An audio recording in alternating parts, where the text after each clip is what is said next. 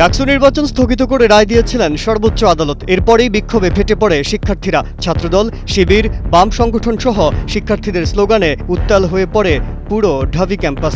TSC থেকে হলপাড়া, মুহূর্তেই ক্ষোভের আগুন ছড়িয়ে পড়ে সবখানে। এর আধা ঘন্টা পরেই বদলে গেল দৃশ্যপট। আদালতে বিশ্ববিদ্যালয়ের পক্ষে শুনানিতে ছিলেন মোহাম্মদ শিশির মনির। তিনি জানান, হাইকোর্টের আদেশ স্থগিত করেছেন চেম্বার আদালত। এর ফলে ডাকসু নির্বাচন আয়োজনে কোনো বাধা নেই।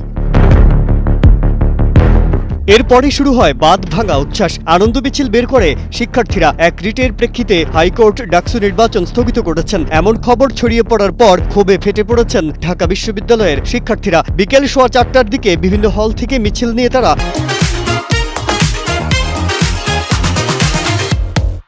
উপাচার্যের বাসভবনের সামনে আসেন। তবে বিকেল 4:40 দিকে খবর আসে, ডাকসু নির্বাচন স্থগিত করে হাইকোর্টের দেয়া রায় চেম্বার আদালত স্থগিত করেছেন। এই খবর ছড়িয়ে পড়ার পর উপাচার্যের বাসভবনের সামনে আন্দোলনরত শিক্ষার্থীরা উচ্ছ্বাস প্রকাশ করেছেন। তারা বিজয়সূচক ভি চিহ্ন দেখিয়ে ডাকসু ডাকসু 9 তারিখ 9 তারিখ বলে স্লোগান দিচ্ছিলেন। এবার ডাকসুর 28টি পদের বিপরীতে মোট 471 প্রার্থী প্রতিদ্বন্দ্বিতা করছেন। এর মধ্যে নারী প্রার্থী 62 জন। সদস্য পদে সবচেয়ে বেশি 217 প্রার্থী প্রতিদ্বন্দ্বিতা করছেন। 18টি হলে 13টি পদে মোট 1035 প্রার্থী চূড়ান্তভাবে প্রতিদ্বন্দ্বিতায় আছেন।